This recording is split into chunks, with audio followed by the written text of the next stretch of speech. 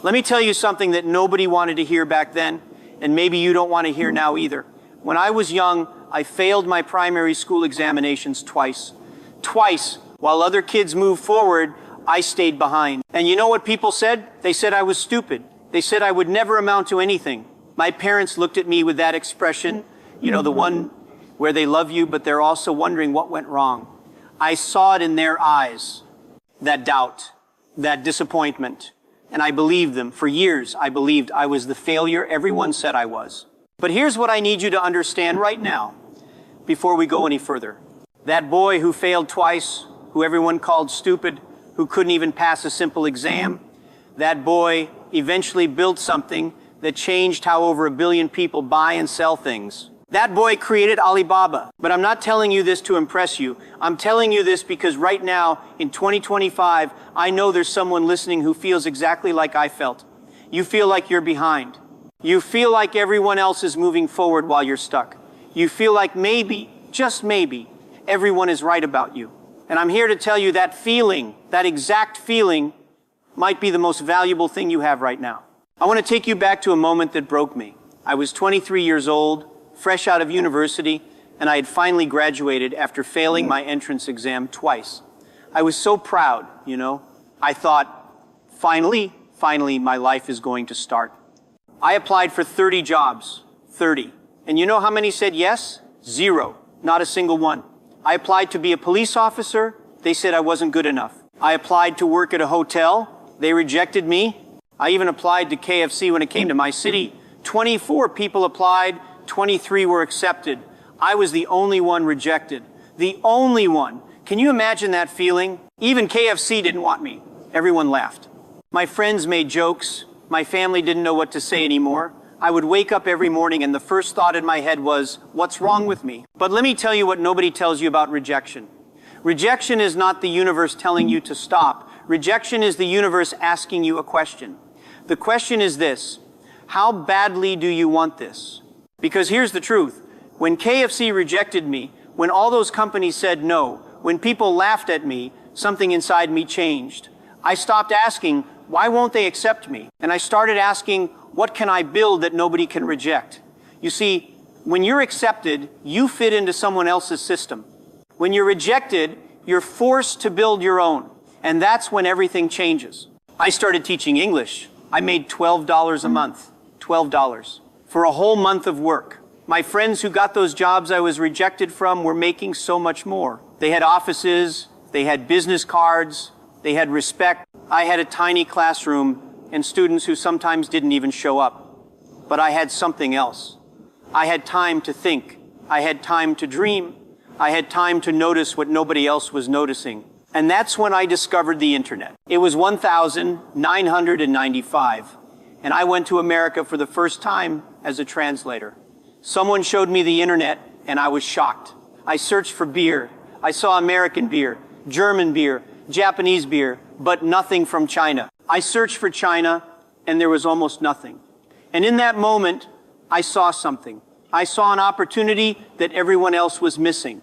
I saw a way to connect Chinese manufacturers with the whole world. I saw the future. But here's the thing about seeing the future, nobody else sees it. So when you tell them, they think you're crazy. I came back to China and I gathered 18 people in my apartment. My wife was there, my friends, some former students. I stood in front of them and I said, I want to build something called the internet. I want to create a platform where small businesses in China can sell to the world. And I asked them to invest their money, to quit their jobs, to believe in something that didn't exist yet. Do you know what most people told me? They said, Jack, what is the internet? They said, Jack, nobody will buy things they can't see or touch. They said, Jack, you don't know anything about computers or technology. And they were right. I didn't know anything about technology. I had never written a single line of code. I couldn't even type properly. But I knew something they didn't know. I knew that the world was changing. And I knew that if we didn't move now, we would miss it. Those 18 people, they trusted me. Not because I had credentials, not because I had money, not because I had a perfect plan. They trusted me because they saw something in my eyes. They saw certainty. They saw belief. And let me tell you something about belief. Belief is not about being sure you'll succeed. Belief is about being sure you'll try everything possible, even if you fail. So we started Alibaba in my apartment with almost no money. We built a website that barely worked. We tried to explain to Chinese manufacturers that people around the world wanted to buy their products. Most of them laughed at us. They said, if people want our products, they can come here and buy them. Why would we need the internet? For 3 years, we made no profit, zero. My team worked for almost nothing. We ate instant noodles. We slept in the office. My wife and I had no money for ourselves. Friends stopped calling because they thought I had gone crazy. My family worried about me every single day. And every night, I would lie awake wondering if I had made the biggest mistake of my life. Wondering if I had wasted everyone's time and money. Wondering if the people who rejected me were right all along. But here's what I learned in those dark years. And this is something I need you to really hear. Success is not about never doubting yourself. Success is about doubting yourself every single day and doing it anyway. I doubted myself constantly. I woke up with fear. I went to bed with fear. But every morning, I made a decision. I decided that today's fear would not stop today's work. I decided that doubt was just a feeling, not a fact. I decided that even if I failed, at least I would fail trying to build something meaningful, not fail while playing it safe. And then something shifted. Slowly, small businesses started to understand what we were doing. They started to see that the internet wasn't just some foreign concept, it was a bridge. A bridge from their small factory in a Chinese village to customers in America, Europe, Africa, everywhere. Orders started coming in. Not many at first, but enough to prove the concept. Enough to show that we weren't crazy. Enough to give us hope. And that hope, that tiny flame of hope, that's what kept us going through everything that came next. The dot-com bubble burst in 2000. Companies were failing everywhere. Investors were pulling out. People said the internet was a fad, that it was over. And here we were, barely surviving, trying to convince people that our future was in this thing that everyone said was dying. But I believed something then that I still believe now. I believe that when everyone else is running away from something, that's exactly when you should run toward it, because that's when the real opportunity appears. That's when the noise disappears and you can see clearly. That's when the people who are really committed separate from the people who were just along for the ride. We survived the bubble. We adapted. We changed our business model 7 times in the early years. 7 times. Because I learned that stubbornness about your vision is important, but stubbornness about your methods will kill you. The vision was always the same. Connect small businesses to global opportunity. But how we did it, that changed constantly based on what we learned, based on what customers told us, based on what worked and what failed. And we failed a lot. Products that nobody wanted, features that nobody used, marketing campaigns that went nowhere. But every failure taught us something. Every failure made the next attempt smarter. Let me tell you about 2003, because this is when everything really changed. We launched Taobao, which would become the biggest online shopping platform in China. But we weren't the first. eBay was already in China, and they were huge. They had money, they had experience, they had technology that was far better than ours. Everyone said we were crazy to compete with them. Analysts wrote articles about how Alibaba was making a suicidal decision. Investors told us to focus on what we were good at and leave consumer shopping to eBay. But I saw something they didn't see. I saw that eBay didn't understand Chinese consumers. They charged sellers fees that were too high for a developing market. They used technology that was too complicated. They treated China like it was just another market to conquer, instead of understanding what Chinese people actually needed. So we made Taobao free for sellers, completely free. Everyone thought we were insane. How would we make money? How would we survive? But I knew that in China, with so many small sellers, if we could just get them onto the platform, we would figure out the money part later. Trust first, profit later. Community first, revenue later, value first, everything else later. And it worked. Slowly at first, then faster, then like an avalanche. Sellers came because it was free. Buyers came because there were so many sellers. More sellers came because there were buyers. The network effect took over. Within 2 years, we had overtaken eBay in China. Within 3 years, eBay gave up and left. The giant had been defeated by the nobody who everyone said would fail. But here's what nobody saw behind that victory.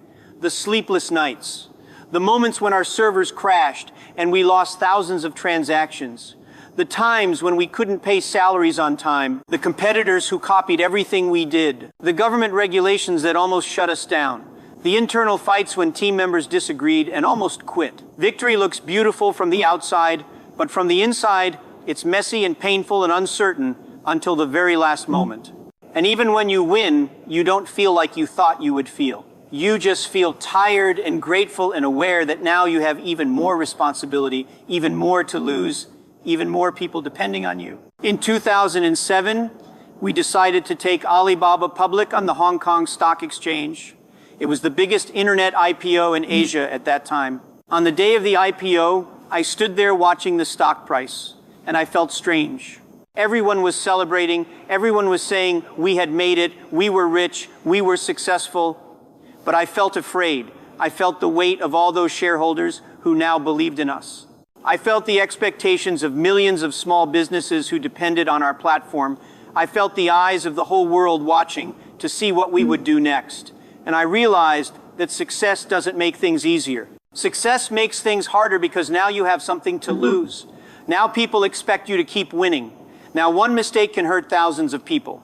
And we made mistakes, big ones. We launched products that failed.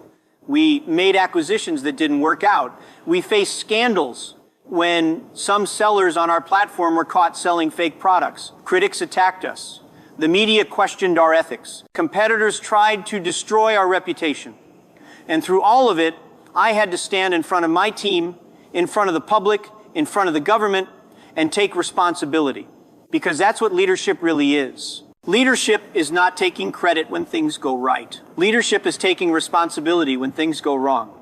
Even when it wasn't directly your fault, even when you could blame someone else, even when it's easier to make excuses. I learned something important during those difficult times. I learned that your character is not built when things are going well. Your character is built when you're under pressure, when you're being criticized, when you have to make decisions that will hurt some people, no matter what you choose. And I learned that the most important thing is not what other people think of you. The most important thing is whether you can look at yourself in the mirror and respect who you see. Whether you kept your values when it was expensive to keep them. Whether you did the right thing when the easy thing was available. By 2014, we were preparing for an even bigger moment. We were going to list Alibaba on the New York Stock Exchange. It would become the largest IPO in history at that time, raising $25 billion. The poor boy who couldn't pass his exams, who couldn't get a job at KFC, who started with $12 a month, was now ringing the opening bell at the New York Stock Exchange. And you know what I was thinking in that moment? I was thinking about the 18 people who trusted me in that apartment. I was thinking about my wife who supported me when I had nothing. I was thinking about every small business owner who took a chance on our platform when they could have stayed with the traditional way of doing things. I was thinking about every team member who worked for almost nothing because they believed in the mission. The success wasn't mine. The success belonged to everyone who believed when belief was difficult. But let me tell you what happened after that, because this is important. After the IPO, after all that success, I started to feel empty. I had achieved everything I set out to achieve. I had built Alibaba into one of the biggest companies in the world. I had created value for millions of people. I had proved wrong everyone who rejected me, everyone who doubted me, everyone who said I couldn't do it. But something was missing. And I realized that the journey had been more fulfilling than the destination. The struggle had given my life meaning. The uncertainty had made every small victory feel important. And now that everything was certain, now that we had made it, I felt lost. That's when I understood something profound about success and happiness. Success is not a destination you arrive at where everything becomes perfect. Success is a direction you move in. And the moment you stop moving, the moment you think you've arrived, that's when you actually start to fail. Because life is about growth, about contribution, about continuing to challenge yourself even when you don't have to anymore. So I started thinking about what really mattered to me. Not money. I had enough money for 10 lifetimes. Not fame. I had more fame than I ever wanted. What mattered was impact. What mattered was helping the next generation. What mattered was using everything I had learned, all the failures and successes, to make the world a little bit better. I became more involved in education. I started programs to train entrepreneurs.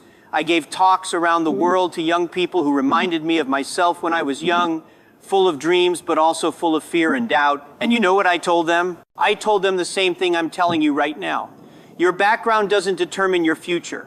Your circumstances don't define your potential. Your past failures are not predictions of future results. The only thing that really matters is whether you're willing to try, to fail, to learn, to try again, and to never give up on the belief that you have something valuable to contribute to this world.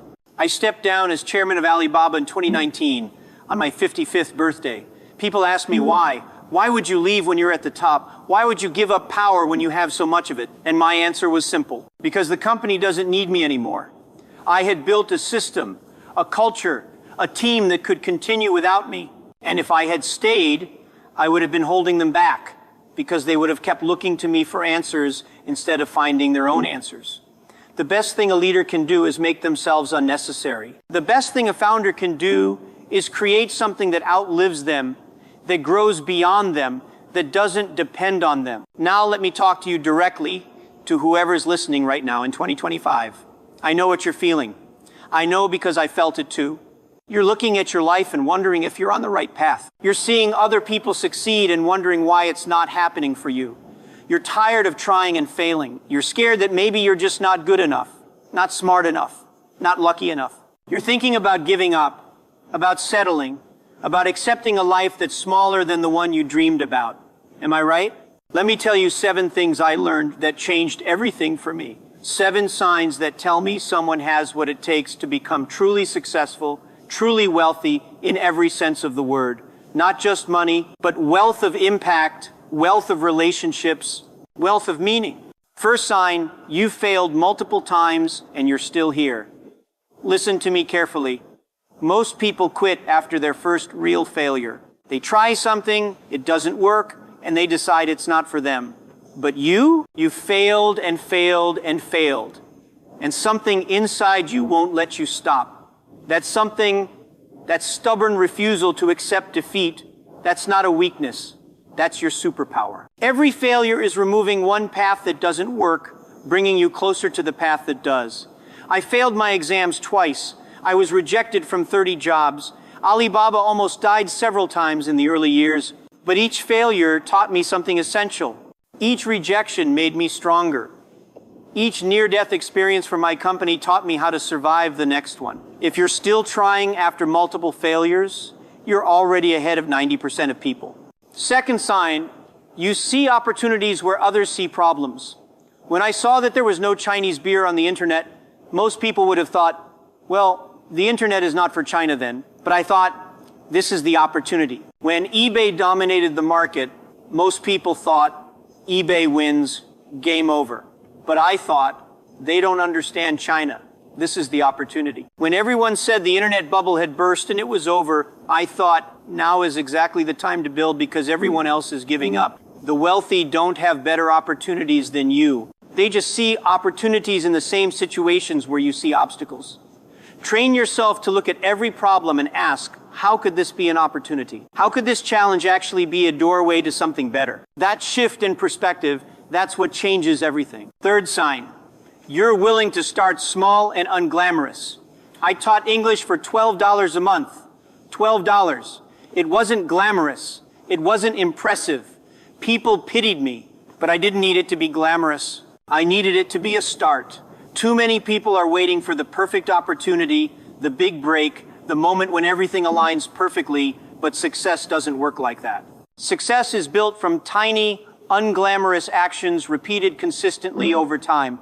It's built from doing work that nobody sees, nobody celebrates, nobody thinks is important. It's built from starting with whatever you have, wherever you are, however inadequate it feels. The people who make it are not the people who wait for the perfect moment. The people who make it are the people who start with an imperfect moment and make it work. Fourth sign, you're more interested in learning than in being right. In the early years of Alibaba, I didn't know anything about technology. Nothing. I could barely use a computer. But I was willing to learn. I was willing to look stupid. I was willing to ask basic questions. I was willing to admit what I didn't know. And that willingness, that humility, That's what allowed me to build a technology company, even though I wasn't a technology person. The moment you become more interested in protecting your ego than in learning something new, that's the moment your growth stops. The most successful people I know are obsessed with learning. They read constantly. They ask questions constantly. They study their failures constantly. They're never satisfied with what they know because they understand that the world is changing faster than ever, and if you're not learning, you're becoming obsolete. Fifth sign, you understand that wealth is not just about money. When we started Alibaba, I wasn't trying to become rich. I was trying to solve a problem. I was trying to help small businesses compete in a global market. I was trying to create opportunity for people who were ignored by the traditional system. The money came later as a result of creating value, not as the goal itself. And this is what most people get wrong. They chase money directly, and they wonder why it keeps running away from them.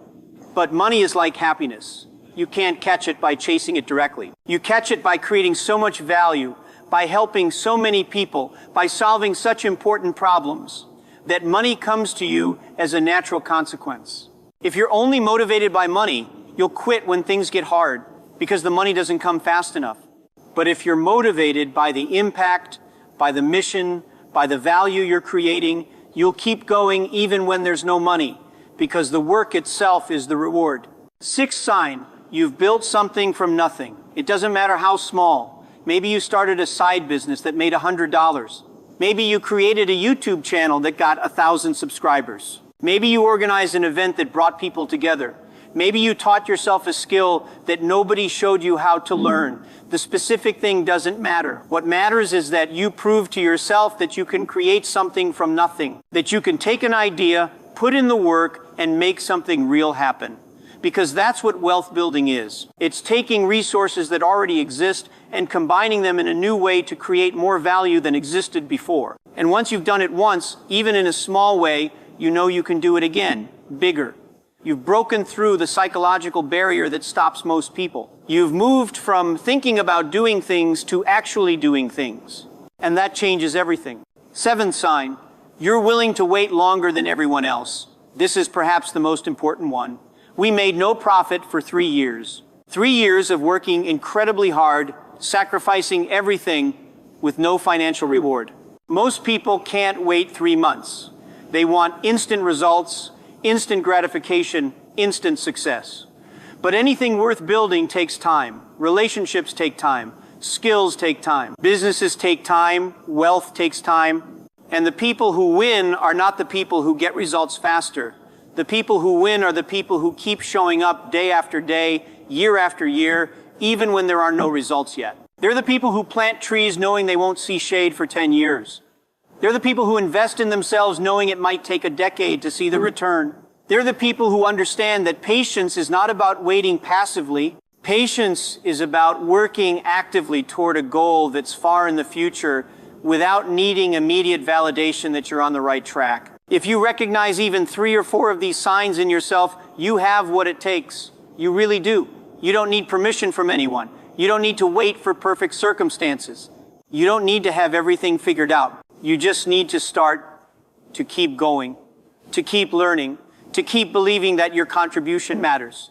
Because it does. The world needs what you have to offer. The world needs your unique perspective, your unique skills, your unique solution to problems that nobody else is solving in quite the way you would solve them. Let me tell you my biggest fear now. My biggest fear is not failure anymore. I've failed so many times that failure doesn't scare me. My biggest fear is that someone who has the potential to do something amazing will give up right before their breakthrough. That someone who has the talent, the drive, the vision will quit because they listen to the wrong voices, because they believe the people who said it's impossible, because they compared themselves to others and decided they don't measure up, because they tried a few times and it didn't work and they concluded that means it will never work. That's what keeps me up at night. The thought that somewhere right now, there's someone who could build the next Alibaba, who could solve important problems, who could create jobs and opportunity and value for millions of people, but they're going to give up because they don't see how close they actually are to something significant. So I'm asking you, begging you, really, don't be that person. Don't give up right before your breakthrough. Don't let the temporary circumstances of your current situation convince you that you don't have what it takes. Don't let the rejection, the failure, the criticism, the doubt. Don't let any of that stop you from trying one more time. Because you know what the difference is between the people who make it and the people who don't? It's not talent. It's not intelligence. It's not resources. It's not luck. The difference is simply this. The people who make it tried one more time than the people who gave up. I was rejected 30 times. What if I had given up after 29? I failed my entrance exam twice. What if I had decided I wasn't college material? Alibaba almost died several times. What if I had shut it down during one of those dark moments? Everything I built, everything I achieved, everything I contributed, all of it came because I tried one more time when it would have been easier to quit. And that's available to you too. That's not special to me. That's just a decision. A decision to try once more, to learn once more, to believe once more, to bet on yourself once more. You are not too old. You are not too young. You are not too late. You are not too early. You are not too inexperienced. You are not too unqualified. You are not too whatever excuse you've been telling yourself. You are exactly where you need to be to start building the life you want. Not someday, not when circumstances are perfect, not when you have more money, more knowledge, more support, more confidence. Now, today. This moment, this is your moment. Not to have everything figured out, but to take the next step, to make the next attempt, to try the next thing, because that's how everything great gets built. One small step at a time, by people who refused to let their current circumstances define their future possibilities. Wealth is coming to those who create value, who solve problems, who serve others, who keep learning, who embrace failure as feedback, who see opportunities where others see obstacles, who start before they're ready, who persist longer than seems reasonable, who believe in themselves even when nobody else does. That's who becomes wealthy. Not just in money, but in impact, in meaning, in contribution, in the satisfaction of knowing that you gave everything you had to something that mattered. And if you're doing that, if you're really committed to that path, then I promise you, you will be wealthy. Maybe not by 2025, maybe not on the timeline you imagine, but you will be wealthy because you're building something real, because you're creating something valuable, because you're becoming someone significant. The boy who failed his exams, who couldn't get a job, who was rejected and laughed at and doubted by everyone, including himself sometimes, that boy didn't become successful because he was special. He became successful because he made a decision. The decision to try, the decision to keep going, the decision to believe that his contribution mattered even when there was no evidence yet that it did. And that decision, that simple decision, changed everything. Not overnight, not easily, not without pain and doubt and failure, but eventually, definitely, completely. That decision to keep going is available to you right now. Whatever you're facing, whatever you're struggling with, whatever seems impossible, you have that same decision available to you. And I'm here to tell you, from someone who's been where you are, that decision is worth making. That decision will change your life. That decision is the beginning of everything you've been dreaming about. So make it. Make it today. Make it now. And then wake up tomorrow and make it again. And keep making it until the world has no choice but to recognize what you've built, what you've become, what you've contributed. That's how you become wealthy. That's how you become successful. That's how you build a life that matters. Now go do it. The world is waiting for what only you can create.